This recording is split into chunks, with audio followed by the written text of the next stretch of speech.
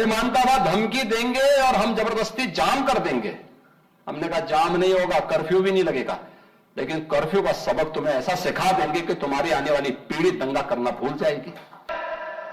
कि हम बुत परस्ती का विरोध करते हैं, उससे नफरत करते हैं। आई लव मोहम्मद कह करके अव्यवस्था और आगजनी तोड़फोड़ का सहारा ले रहे हैं। तमाम आलमी इस्लाम अस्सलामु अलैकुम वरहमतुल्लाहि वबरकातुहू। गांधी सेना जिंदाबाद, गांधी सेना जिंदाबाद, गांधी सेना जिंदाबाद। अब ये देख सकते हैं बरेली के हालात। मुसलमान में दो दल है, लीडरशिप दो लोगों के हाथ में, तौकीर रजा साहब, अकबरुद्दीन ओवैसी, असदुद्दीन ओवैसी, माहिम भट्टी वगैरह वगैरह वगैरह। ये गर्म दल हैं, किसी भी मसले को लेकर रोड पर उत्पात करते हैं। और कुछ नरम दल है, जैसे जमात इस्लामी है, देवबंद जमात है, लदीस है। ये खाली बंद कमरे में बैठ कर अपने 500 लोगों को जमा करेंगे, प्लानिंग करेंगे और खुद ही मार खाने वाले इंतजाम करें। जैसे अपना नुकसान कर लो, अपनी दुकानें बंद कर लो, अपने इलाके में ही रहो, जो करो अपना करो। इससे होता ये है कि गर्म दल की हरकतों की वजह से शासन प्रशासन परेशान होता है, और नरम दल के अंदर रहने की वजह से, रोड पे नहीं आने की वजह से हमारे तमाम आलमी इस्लाम के मुस्लिम परेशान होते हैं। आप दुकानें बंद करेंगे, मकान बंद करेंगे, धंधे बंद करेंगे तो आलम इस्लाम का नुकसान है। रोड पे आके उत्पात करेंगे तो शासन प्रशासन का नुकसान है। तो मुसलमानों ने शासन प्रशासन का हिस्सा बनना चाहिए, ना कि शासन प्रशासन का नुकसान करना चाहिए। और जो नरम दल के जो अपना ही नुकसान करते हैं अपनी ही दुकान बंद करके, इसकी बजाय मैंने जो क्या नाम है मौलाना हलीमुल्लाह कासमी साहब और ये हमारे विजडम एकेडमी के जो है क्या नाम है कासिम भाई, मौलाना हुज़ैफा साहब, आलिजम फादिल अंसारी साहब, बारादरी होटल में मीटिंगें हुई भोंगे को लेके, मस्जिद के भोंगे को लेकर, और बहुत सारे मसले हैं। ये सब गवर्नमेंट के अंदर बैठ के जालिम जो है मौसमी बुखार आपको छोड़ रहा है। आप मौसमी बुखार में फंस जाते हैं, 4 महीने में आपका भूत उतर जाता है, फिर नया बुखार लेकर आती है गवर्नमेंट के अंदर बैठे हुए वायरस। तो इसका इलाज ये है, मैंने वहाँ बताया कि मतलब देखो दोस्तों अजीजों, ना रोड पे आके शासन प्रशासन के खिलाफ कोई काम करो, ना बंद कमरे में बैठ के आलम इस्लाम का नुकसान करो। आसान इलाज। जब बापू को मारना था, जिन्ना को मार दिया बापू को। बापू को मारने के बाद गवर्नमेंट ने आरएसएस के लोगों को पकड़ पकड़ के अंदर करना चालू किया। तो आरएसएस के लोगों की अभी पिछले महीने 23 तारीख को मीटिंग हुई है, मैं आपको बता रहा हूँ कि वो कैसे करते हैं। आरएसएस से सीखने की जरूरत है, वो किस तरीके से साजिशों को अंजाम देता है। 50,000 आरएसएस के कैडर थे उस समय, जिस समय बापू को गोली मारी गई थी।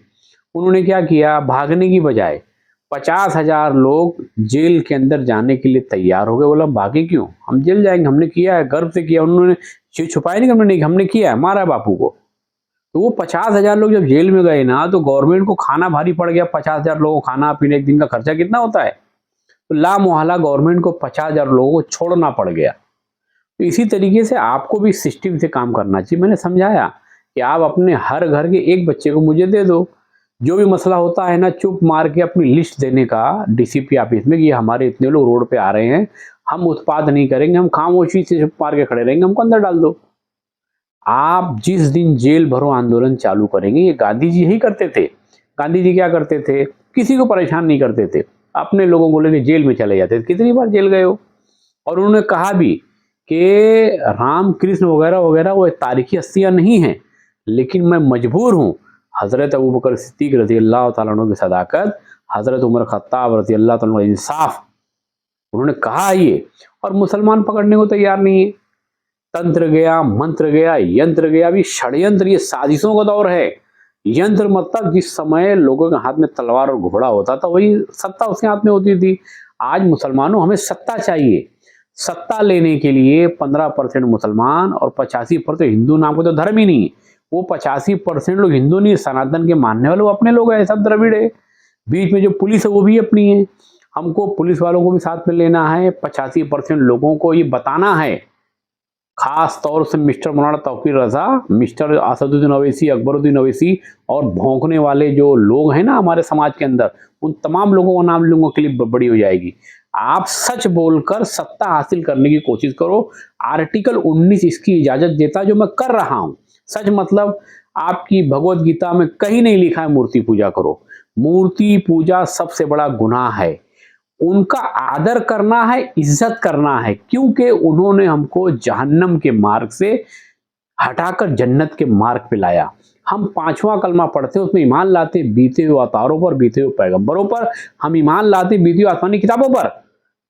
ये हमें गैर मुस्लिमों को जाके समझाना है। और गैर मुस्लिमों की किताब में लिखा है, वैद पढ़ो गीता के अंदर, वैद में लिखा है ऋग्वेद 42वां पन्ना, ला इलाहा हरनी पापम इल्ला लंबा परम पदम जन्म वैकुंठ प्राप्ति नाम जपे मोहम्मद सल्लल्लाहु अलैहि वसल्लम।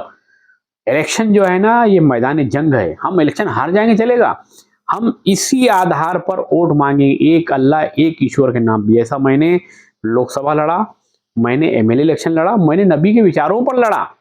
नबी के विचार पर इलेक्शन लड़ना हमारा कानून राइट है, अधिकार है। हम आज सत्ता नहीं मिलेगी, अगली पीढ़ी को सत्ता मिलेगी। सच बोलकर सत्ता ले लो, सत्ता हमारे हाथ में होगी तो हम सब हर अच्छे काम कर सकते हैं। मुसलमानों, आप अपने आप को बदलने की कोशिश करो और गांधी सेना ज्वाइन करो। गांधी सेना मजलूमों का संगठन है जालिम के खिलाफ।